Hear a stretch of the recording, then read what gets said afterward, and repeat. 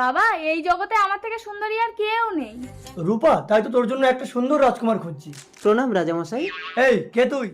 আমি আপনার রাজ্যের পচা নাপিতের ছেলে হারুন। তুই নাপিত? প্রাসাদে পাদিস না। শর্ট শর্ট, তোর কি চাই এখানে? রাজামশাই, আমি আপনার মেয়েকে বিয়ে করতে চাই।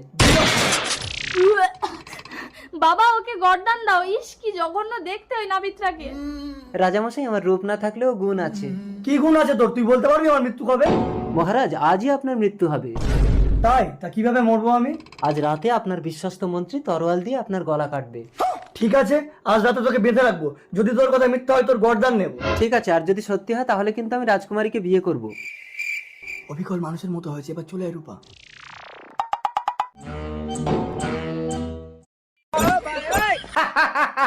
আজ থেকে আমি এই সাম্রাজ্যের রাজা। রাজামশাই, তাহলে এটা কি? আমাকে ক্ষমা করে দিন রাজামশাই। বিশ্বাসঘাতক! আজ তুমি আমার জীবন